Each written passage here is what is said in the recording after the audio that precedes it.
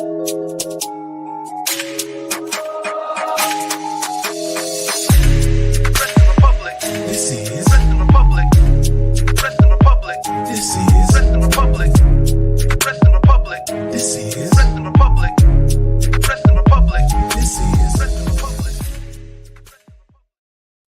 is going on, everybody? We are back once again with another edition of Wrestling Republic's daily broadcast. It is Tuesday, December 5th.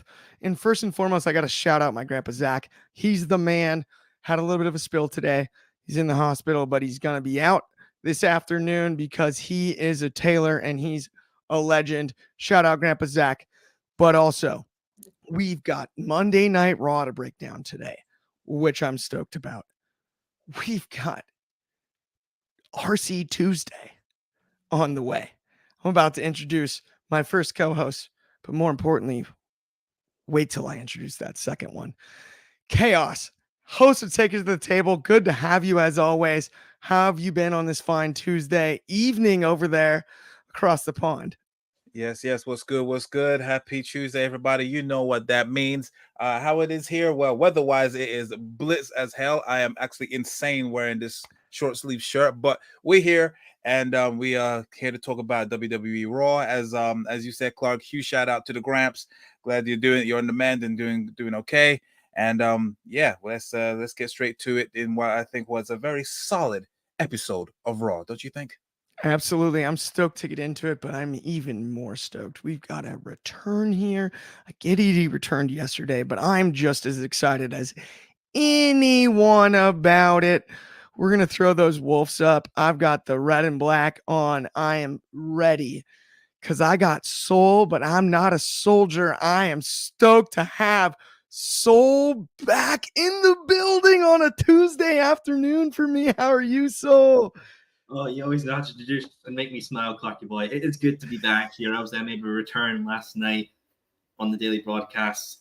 I'm thrilled to be back with you guys as well. Honestly, bring back the old days of, us laughing and about the craziest thing with Roman Reigns, thinking it would dethrone him, then Mania 39, our big trip. Hey, yes. Good times this has been this year. But I mean, probably people are wondering, why are you back? And it's one thing in particular.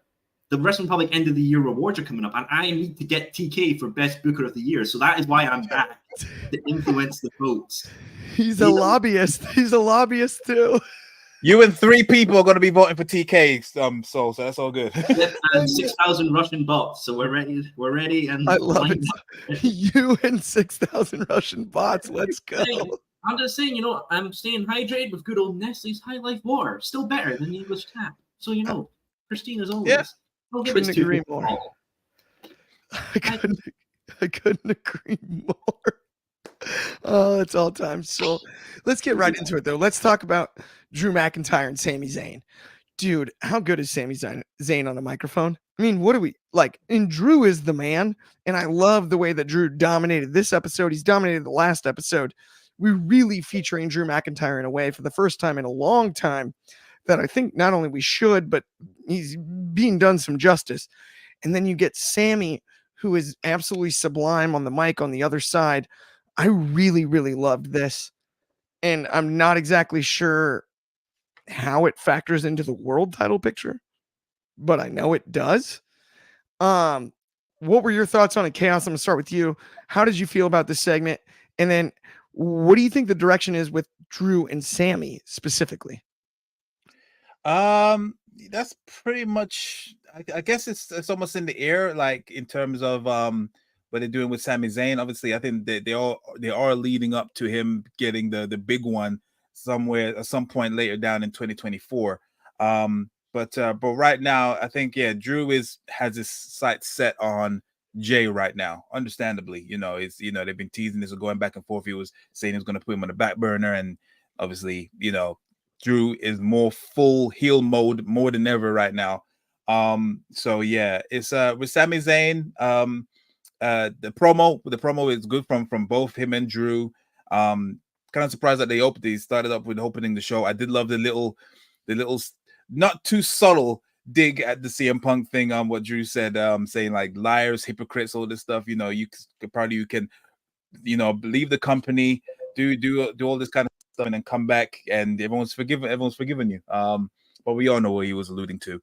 But yeah, this whole heel run with Drew McIntyre is one of the best slow burning heel turns I've seen in a long time, and I'm happy for it. And yeah, I'm just excited to see where this goes with him and Jay, and then obviously we'll see where Sami Zayn kind of picks up. Right now, yeah, I can't really say what they're planning for Sami Zayn, but I think he's probably going to be one of the favorites in the Rumble. I'd say for Sami Zayn, the way they're building him up. But yeah, that's what I thought. Overall, it was a solid start to the show. I love what you said there too, because I think Sami Zayn for the Rumble is such a fun surprise. If it was to be Sammy to win, and I really have enjoyed the heel turn by McIntyre, whether it be the leather kilt, just the simple things, because he hasn't overdone the heel turn in a way where like he's just trying to prove that he's bad. It feels like it's a genuine turn, and I like the slow burn of it. Like as you mentioned, it's a nice change from like, just all of a sudden there's an instant heel turn after the end of a match if he has a losing streak or he turns on a friend. No, they did this one perfectly. It's refreshing, and they chose the best person, which is Drew. So yeah, creatively they nailed it on the head, 100%. I agree 100% too, because you have times where, a guy will snap, a guy or a girl or a woman will snap on the dime and all of a sudden, become a heel, right? This was one you kind of saw slowly but surely happen, like as somebody being kind of driven crazy, for lack of a better way to put it, right? Driven to a point of being that upset. And that's where I think there is some brilliance, but obviously, so you are Scottish yourself, Drew McIntyre being the Scottish psychopath. I've got to toss it to you and get your thoughts on this one. Is it Sammy first? Is it Jay first? Who's up next? What is the direction here with this McIntyre heel turn? Well, I need to contradict you all on something because you're saying something wrong. Drew McIntyre is not a heel. He's not a heel. How is he a heel when he's speaking facts and logic? Everyone was like, oh, poor Sammy, poor Jay. It's like these guys weren't a part of the faction that dominated the WWE for nearly over a year. How is McIntyre in the bad books? Because now he's stepping up and making sure that these bad guys who are now acting good are getting their comeuppance. Think about what the Bloodline done to Drew. They screwed over the only Scottish victory in like the next 20 years at Clash of the Castle. We're so close to some greatness for the Scottish, and now we've been screwed over again? Nah. We are not having that. Drew is doing everything right. He's showing Sammy his colors. He's showing what he's done. He's now going after, Jay or whatever, Jimmy, all these bad books of the whole Bloodline era. Yeah, he's absolutely right in what he's doing, and I hope Drew McIntyre claymores Sami Zayn's head off, that Sami Zayn has to get El Generico back from the Mexican orphans that he's managing to come back and save him. Come on now. Drew is not a bad guy in this situation. He is the hero the WWE deserves. I hear you, actually, to be honest. It's funny to me because I look at the run that Drew had during the pandemic, and you really think about who dominated the screen during the Thunderdome era, right? And it was Drew. And to judge Drew on his work during the Thunderdome era, when other people weren't in that position for a reason at the time, is so unfair you can't even make it up. Because Drew had the crowds in the palm of his hands when he won that Royal Rumble in 2019. I get it feels like a long time ago now, but I mean, he had the crowd in the palm of his hand. I don't know any heel, basically, to your point, Soul, outside of Drew, who's turned for a more relatable or logical reason. Right? That's the only hard part about it. And that's where I think in the long run, we will end up with babyface Drew in our laps once again. But I do think that this slight extra edge, extra, I guess, piss and vinegar, for lack of a better way to put it, in his delivery is something that in the long run can totally be turned around and paid off, and we'll see the Drew that I think we deserved around WrestleMania 36 and 7 time. at least as far as I'm concerned. I don't know. What do you guys think about that one? And also like Sammy factoring into this, to your point, Soul, right? It is fascinating. Sammy being a part of the bloodline and then being ditched. We saw him as a babyface in April, but at the same time, like he is still buddies with Jay. Yeah. You know? He's bad juju. He's bad juju. Don't trust him. That layer is fun. I wouldn't mind a Sammy turn. I think it's too soon. The guy's over. Like what's the saying? Over like Rover. Yes. There's no real reason to do it just yet. The steam hasn't run out. But yeah, I think maybe when he could do something when he does come to become when he does eventually have another shot at the World Heavyweight Championship.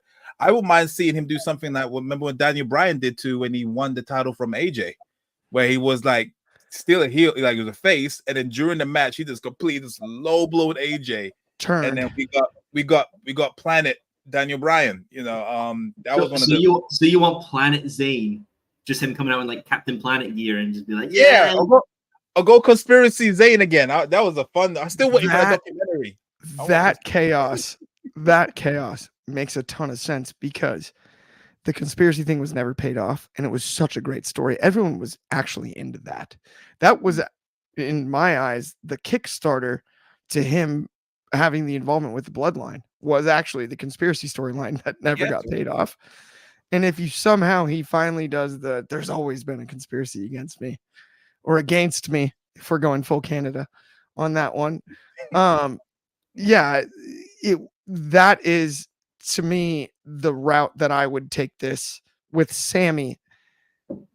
And it could also lead to Drew, in my eyes, kind of returning to that babyface, being the fighting champion type of guy, right? With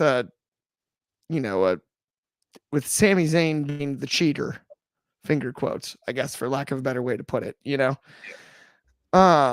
With that, though, something quick. Go ahead. I would see heel Drew do to really emphasize the Scottish mentality.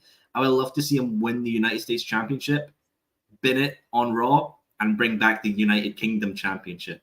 Oh, that'd be kind of cool. Or a European title. What if he swapped it out for the European title? That would be kind of cool. That's one of my favorite belts. It is a beautiful belt, but UK belt's too beautiful. It's too beautiful. It's like a currency in its own. Like you would sell replicas off the shelf of Drew. Imagine Drew beats up Logan Paul, goes on a American tirade, and just basically lambs into them, and then pulls out a United Kingdom Championship. You know that's going to be the best thing for us. We're doing Ospreay. That's what Ospreay did, isn't it? Yeah, Ospreay did it pretty much. So I mean, hey, Ospreay can do it. McIntyre can definitely do it. 100%. I don't mind that idea in the least. I actually think it would be fun as could be, but I do think I would go with the old school European title if he brought that out because of the similarity to the current US title with the colors and everything and the flags. He busts out this isn't the United States title, it's the European title, and then he's a heel in every market in the US. Now we're talking, right? Like I would be yeah, that I would have no issue with that. And not only that, I think McIntyre could work the style long enough that he'd end up being the classic babyface. You know, it's not going to stay the old European style. They're probably just going to put a big W in the middle, and then big W in the middle, and then the Euro title around it with the flag. Yeah. Wait, England's not part of the Euros. What's going on? It's just a gigantic W right in the middle. Yeah, it's just like the Euro currency logo. Just that. Yeah. 100%. 100%. Okay, with that though, let's move on to the Nia Jax and Shayna Baszler match, which totally happened last night. Interestingly enough, and thankfully for those of us that did sit through the match, we got the tease of Becky Lynch versus Nia Jax. We can finally pay off that broken nose. Chaos, how did you feel about the segment as a whole? I don't know why that made me chuckle. So no, I mean the segment was cool. I mean, with Becky Lynch, and it's true what she said. She never got a chance to pay back that receipt from Nia Jax. So it's only fitting that just spin Becky Lynch. When you think about it, doesn't really have anything else going right now, unless she goes back for the title. But there's no reason, like she's had her face in the title picture for so long. I think now because there is a legitimate reason for her to go for Nia Jax, and I'm here for it. The match itself against Nia and Shayna, I thought it was actually one of Nia's better outings since she's come back. Really, there wasn't no sloppy spots. There was except for that German suplex that Shayna Baszler did to Nia Jax, but she underthrew her and then she landed right on her face. Oh yeah, you could tell Shayna was like, "Ow!" in the face. But she carried on. She got it right through it. Both and it kind of annoyed me that Nia was a bit OP in this match. There was a lot of there was quite a few moments there where Shayna Baszler was given all this offense, multiple strikes, multiple kicks to the head, all this stuff, and then she went to go to the ropes to do like a rebound, I don't know, Shining Wizard or whatever it was, and then Nia Jax instantly pops up in this club and like just flattens her. She did it quite a few times and just kind of undersold all the offense that Shayna has put in, considering the how dominant NXT Shayna used to be. But yeah, I thought it was a fun match. It wasn't like in the background for me. I actually was interested in this match from Nia, and obviously she got the W, and Becky Lynch, the typical thing, babyface comes down, Nia Jax is obviously goading her to come in, and then she rolls out and she acts like she doesn't want it. I'm just like, okay, it's a tired trope in my opinion, but I'm here for it. Nia against Becky at Rumble, fine, whatever, it's cool.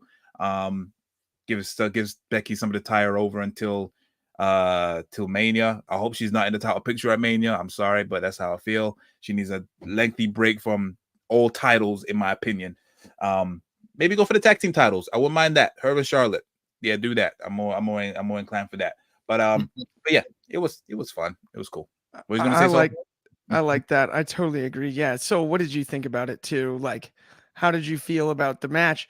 I mean, I will say if I was Nia Jax at this point, I'd be investing in some like Afrin nasal spray and other ideas, because if you don't get popped in the nose, it just seems unfair to me. But and that's no knock on. I thought Nia Jax's performance last night was outstanding, but I mean, she did really, really smash the bridge of Becky's nose a few years ago. I mean, just smushed it. Happy accident, because it led to Becky becoming the biggest thing in wrestling for the biggest. It did. The man. What? Yeah. What I'll say about Nia Jax and Shayna Baszler is that, like, I was watching WWE kind of on and off during the pandemic, and I remember them being so, for the better word, entertaining during that whole era. Like, them as tag team champions, I loved it. I honestly thought it was so entertaining. Like, people, like the IWC love to hate on it for whatever reason they have. Like them and then Lana, like the Lana, the whole table spot. Like, yeah, it was silly, but it was entertaining nonetheless. Like, I actually do enjoy Nia Jax and Shayna Baszler as entertainers within the WWE. I would love to see them do more. I honestly would not mind Nia Jax winning the women's championship, either one, and have a run with it. Because I think as a heel, she could get maybe not X-Pac heat, but I think she would get the right amount of heat.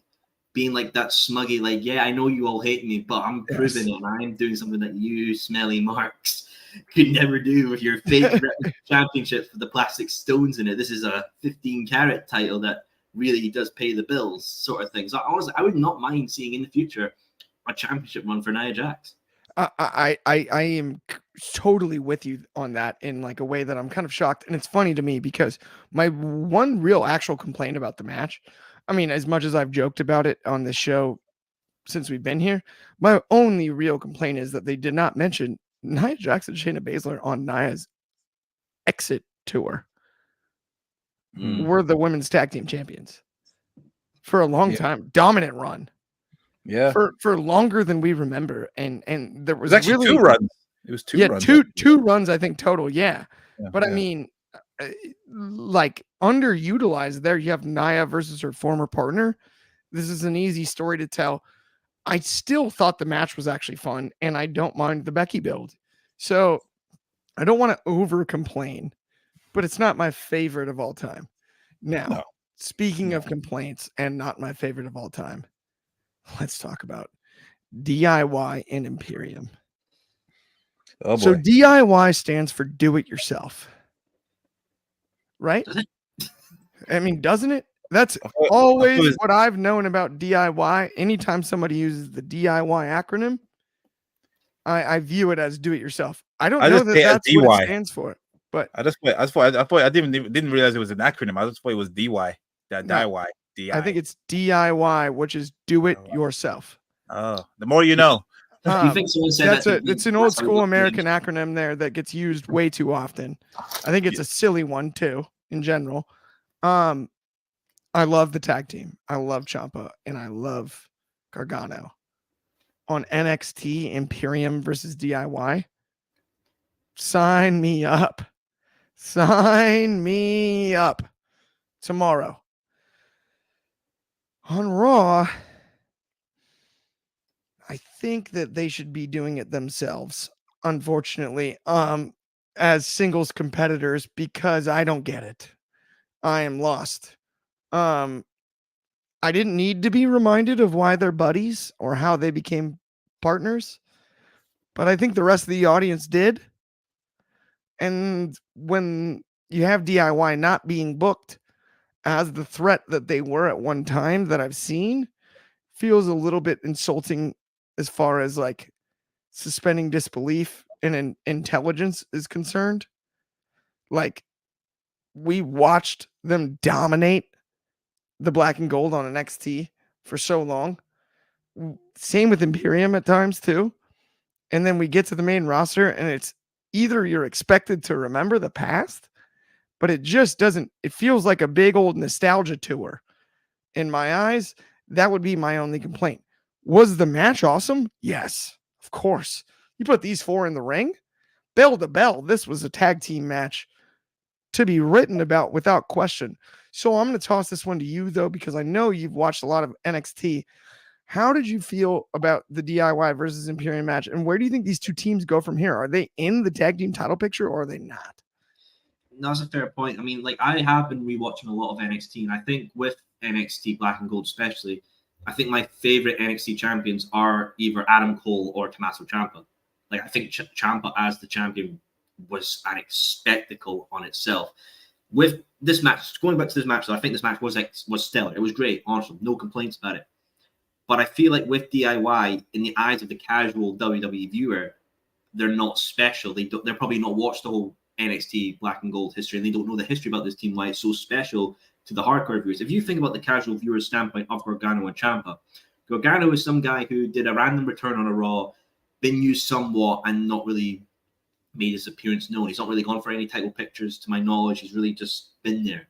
Ciampa, he was called up and was a lackey for the Miz, and then went away, came back, and now he's buddy with Gargano again. And it's kind of like, well, where's the spark? Where's the ignition behind this team? And I feel like with DIY as well, like, usually we see tag teams go, usually with tag teams, they go to their eventual end. Either they part ways mutually or they split with ferocity. And we've seen that with DIY. We've seen Ciampa turn on Gargano. We've seen Gargano turn on Ciampa. So if you do it again, it's basically just, I feel like it's exactly what you agree, a nostalgia trip. If I was doing this, and I feel like to give a shot for the tag team division in a whole, some people may hate me for this, but I'd do a good old tournament. And if I was going to do this storyline properly, I would have had Gargano wanting to do it, but not finding someone to do it, and then he convinces Ciampa, and that's how we get a DIY reunion properly in a tournament, just to see if they can still go or something like that, right? I personally would also love to see Imperium hold the tag titles with Gunther. I mean, imagine that, Imperium with their intro, and they've got the tag titles, and Gunther with the Intercontinental. That'd be a spectacle to see in itself. I just think with DIY altogether in general, it's something that's been done so much and so loved that when you do it again, it's like, well, where do you go from here without rehashing the past? That is such a great point too. And I think it's also one of those things, like you mentioned, Imperium carrying the tag titles. with the announcement, the ring general, the Intercontinental Champion, as well as the tag team champions. Oh, that is just such an easy thing to slide in there. It would be fun as could be. I could not agree more in that regard. DIY is so fascinating, though. It does feel like we're a little bit all on the same page. And we got a comment here from our good friend Numero One Superfly. He said, enjoy Tommaso and Johnny as a team, but it's honestly not the same as it was in NXT. They should honestly be doing something as singles guys. That's where I'm a little bit like, I agree. What's brutal to me is the nostalgia factor of DIY is great. The DIY part, I did make the joke. Do it yourself does not sound like a tag team name, right? Right? Do it yourselves, maybe, I guess, if we're going to make it plural. Grammar police here.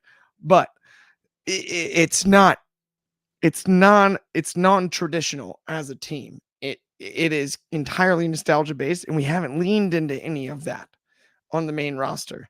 If we can lean into the why, then that's how I think we reinvigorate DIY as a team. If not, I couldn't agree more. I do think it's split into two excellent singles competitors, both potential Intercontinental or United States Championship challengers down the road. Maybe you see something different, but that's kind of the way that I look at the situation personally right now. Let's though get into, speaking of situations, we've got Shinsuke Nakamura and Cody Rhodes. And I would normally ask, what do you guys want to talk about? But let's talk about this rivalry. Obviously, that this is one of those things where Shinsuke Nakamura needed subtitles 4 years ago. And I'm just glad we have them now, because every promo lands in a way that it did not previously. And that is just nothing short of a game changer. On top of that, you have Cody Rhodes, who has truly actually been firing on all cylinders for the last 2 years, as critical as I've been of the corniness of what do you want to talk about and all that stuff. He's been firing on all cylinders. Let's be honest with ourselves. The documentary, on top of the story itself and everything, we know that he is the main eventer currently in the WWE landscape. Him and Shin, match-wise, I'm looking forward to as much as anything. But I've actually, honestly, and I gotta admit it, been impressed by the promo ability. This is something I did not see coming initially, especially given the history with the way that Nakamura has been treated from a promo standpoint. And I get asked what I want to talk about every week, and then we don't talk about it. So it hasn't been that thus far in my eyes. And I loved the mist in the eyes and everything. The match I'm looking forward to. What did you think of the promo last night, Chaos? And are you looking forward to the match? Cody has to go over, right, though? Just want to say, obviously, you pretty much said it already, but the fact that this is a simple change of just putting subtitles, and have a different ambiance in terms of the red light background and everything. Something as small as that can make a huge difference to a character. That just shows, obviously, under the new regime, that they were just creatively bankrupt, and they thought in their head that everyone has to talk. I mean, we've gone from the days of Vladimir Kozlov and Iron Sheik and all these people that English, even though English is not their native tongue, it doesn't mean that you always have to speak English, and you can still be as intimidating in your native language if it's been presented right. And yeah, this whole change and this whole setup this whole change that they've done with Shinsuke, I'm absolutely digging it. This whole feud, obviously this is something to tie Cody Rhodes over until obviously the road to WrestleMania and whatnot. And I'm happy for it. You need to give him something instead of him being obsessed with the bloodline. It's a nice little pit stop. I'm digging it. I'm surprised that they're doing the match already next week. I got a feeling it's not gonna go well. But yeah, either way, I am here for it. Loving the presentation from both guys. Cody's promo was great. He brought up the great Muda, and obviously that's where the spray, the red mist is coming from. It's Shinsuke is paying homage to the Great Muta. Yeah, it's a great show. And I was kind of worried after Shinsuke facing Seth Rollins for the World Heavyweight Championship. He was having a little lull, but this is a nice little placeholder. And, this is also gives a certain person, someone who likes to make it rain, a nice little insight as to how, they kind of look after the Japanese superstars over here. So who knows? I don't know if this is the reason why they're doing it, but either way, I am here for it. So yeah.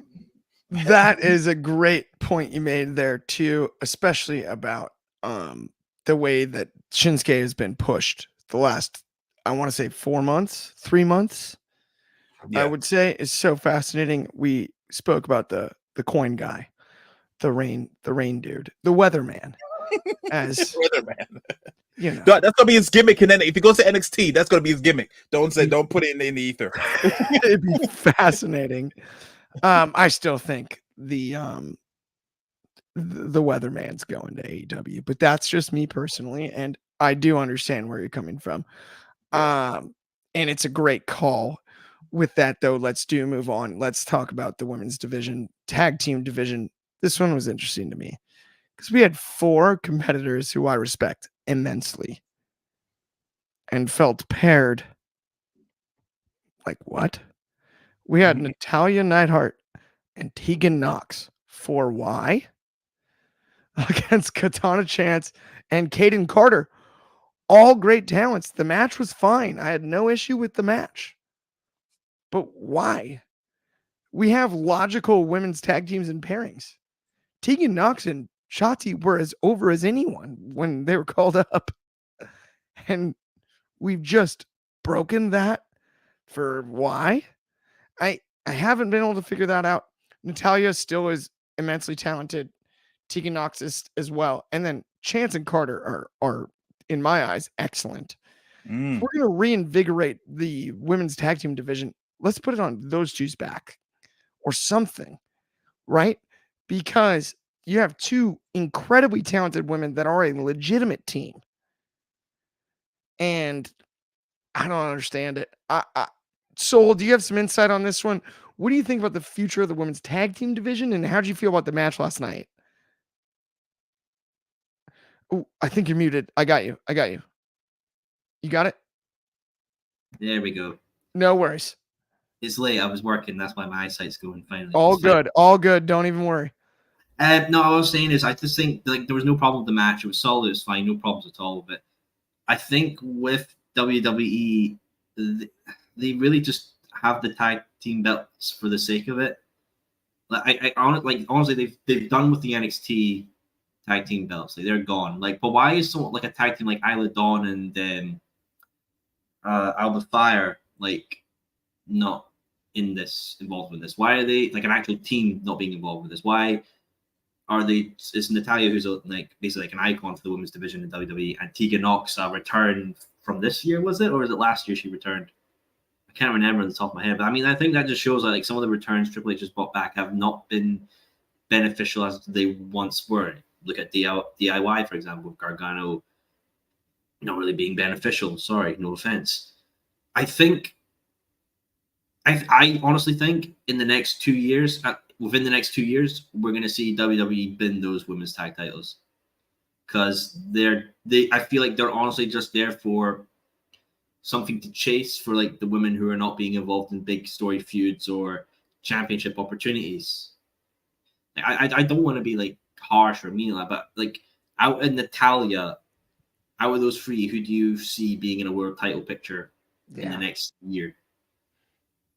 It's a great point, Soul, and that is the hardest part about this is if it was to specifically bolster the tag team division, then it makes sense, but it doesn't feel like that. It feels still tied to the singles division in a way that the tag teams aren't being featured even, you know what I mean? And we got another comment here from Numero One Superfly, which is don't really understand where WWE goes with the women's tag team championships unless you give it to Damage Control. I don't think nothing much going on in the women's tag team division. I couldn't agree more. That's the problem, is like this match on paper, right? And outside of just pure execution, what we saw last night should be something that bolsters the tag team division. It didn't feel as such. And that would be my complaint, because we have too much talent in that ring to do that. That's the hard part for me. With that though, and speaking of talent in the ring, let's move on to our main event of the evening. We've got Seth Rollins. We've got the other Uso. I'm kidding. We've got Jey Uso, main event Jey Uso, that is, right? And we've got Seth for the world title. I think predictably Seth went over, right? In my eyes, that one to me was something that was obvious. This was just a fun match all around though, too.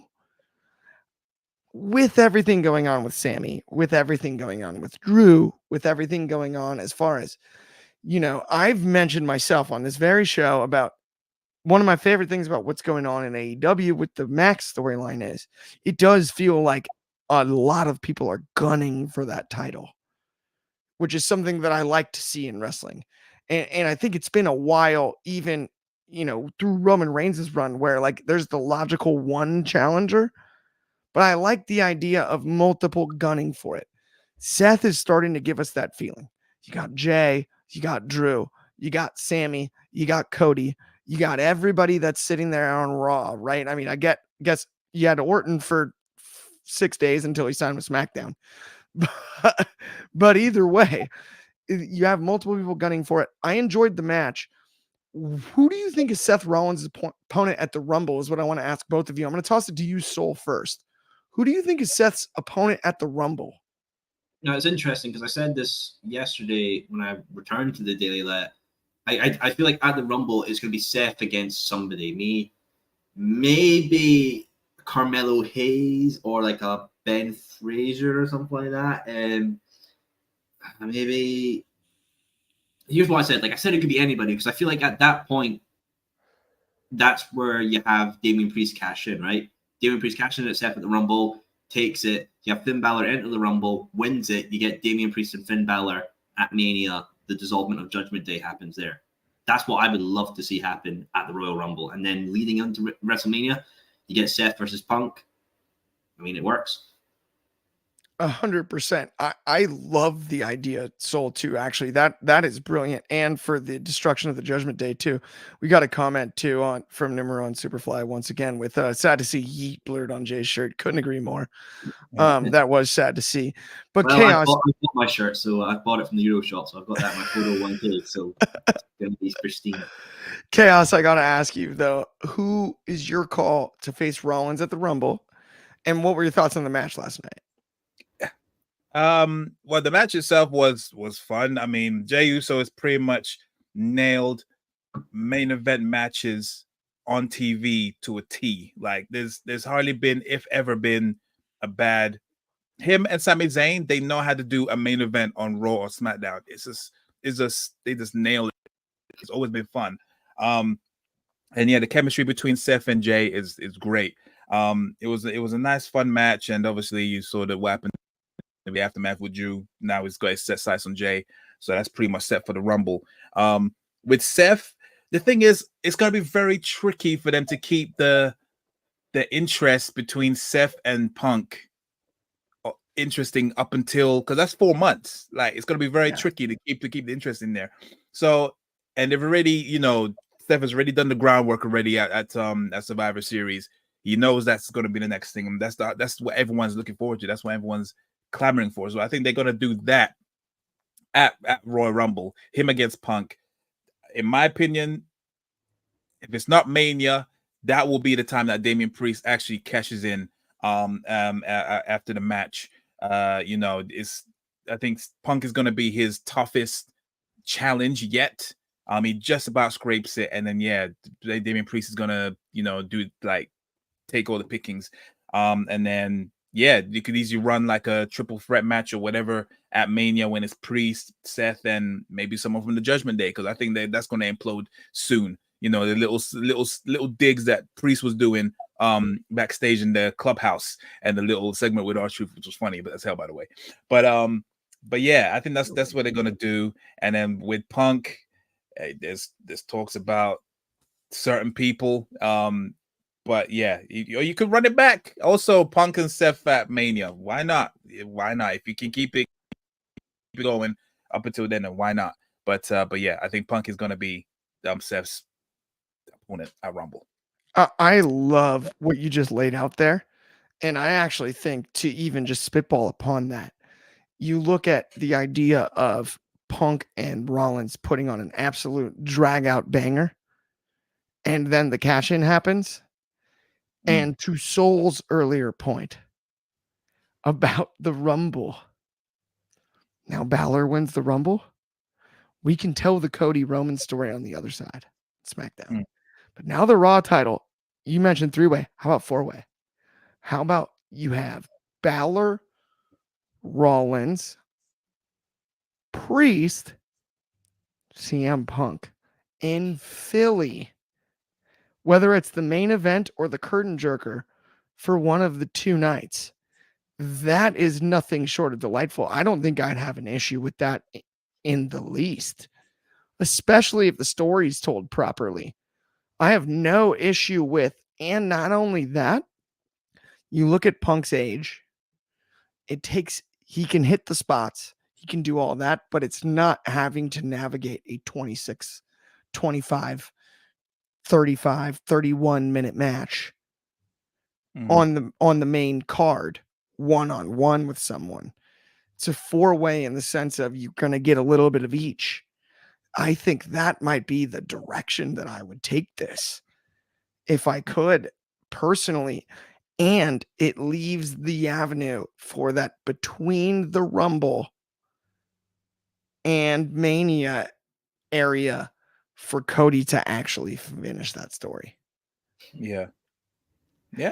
Whether he's going to finish it or not, I don't know. So what do you think on that? Well, Cody finishing this story. Yeah. Man, 2K24 is going to come out, and there's going to be a showcase mode of Cody's story, and it's going to be incomplete. He won't be able to beat the game. It's going to be like get the updated story in the next 2K. There's no finish. There's to be continued. Buy the next game if you want to finish it. Well, that's like, doesn't he get to Hogan's record if he gets to SummerSlam? I mean, surely, yeah. Roman, is that the truth? Yeah. Well, you're gonna expect Hogan to come out of retirement and be like, "Brother, I gotta get you from that record." I don't think we need Hogan, but I mean, it doesn't work for me, brother. Wait a minute. But he's gonna get the record. I mean, what if? By the way, because we were there at 39, if at 40 we get the same gig, and we think we're getting Rocky 2, and he just cuts him in half with a spear and 1, 2, 3s him in the middle of the ring. Could you guys imagine? Could you guys imagine the reaction in Philadelphia? It'll be cups in the ring. It'll be cups, plastic cups thrown in the ring. It'll be chairs. It'll be chairs. That's what it'll be chairs. They'll try and rip those things out of the ground. I mean, we saw that 39. They were idiots trying to rip out bolted chairs out of the ground.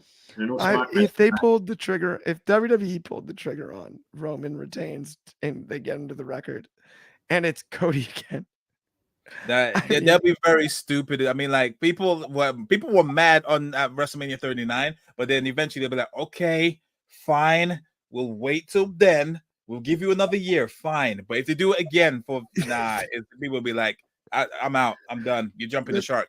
That's why I kind of think they should, though. It'd be no. We're good. The only good thing, go on. The only good thing that could come out of that, if Cody does get beat again, he goes to AEW and just screws, does that just to screw. Yeah, he's just like, forget it, I'm done. Start shaking in his Homelander jacket, like Tony. Forget it, I'm heading home. They didn't let me finish my story. He literally. Well, you're not gonna finish it here either. Remember that little stipulation you put in? You ain't gonna finish it here either. You're screwed, bro. Wednesday after Mania, he starts calling out the TNT champion. Oh my gosh, that's the best. No, Christian Cage versus Cody Rhodes. Oh, that's not gonna go good. That's not gonna go good. Oh no, the promos. Oh, that's why Cody left. He knew what Christian Cage was becoming, and he was like, "Nah, I can't handle it." Here's the problem, though: is what if they don't end up putting Cody in the match with Reigns? What if we end up with like a Cody rivalry that's different? Then what do we do? I guess we talk about that separately. There's no one else that's deserving enough to take the title from Roman. It's him and no one else. It's, we spun the wheels long enough. Just give it to him already. Why would Roman? Thank you for your time. He's like Roman is like Arsene Wenger. Thanks for the memories. It's time to go. That's what it is. That's how I feel. If Cody ain't beating him, it's going to be vacant. I'm just saying, I'm nervous. I might have to be putting the ones up at 40 if it gets close. I'm gonna still do it. I'm gonna have the same mindset as I did at Mania. Like, I'll be content if he loses, but if he doesn't, I'm cool with it. But I'm fine. I still think the best moment this year was me and Chaos recording the Cody pin, different angles, and that is one of the best moments. If you haven't checked out the vlog, please do, guys, too. Also, because by the way, we got one more comment, which is from New Orleans Superfly. If Roman retained at WR40, how would Rikishi take out Roman and just say I did it for The Rock? That is too funny. I love that. Okay, with that does bring us to the end of the show, though, guys. Thank you so much for tuning in. If you haven't already liked and subscribed, please do. It means the world to us. If you're going to be tuning in tomorrow, same time, same place. That's noon Pacific. That's 3 Eastern. That's 8 over in the UK. That's 9 a.m. in Hawaii. Please join us. We'll talk to everybody soon. On behalf of me, Chaos, Soul, welcome back, Soul. Thank you so much for tuning in. We'll talk to everybody soon. Have a great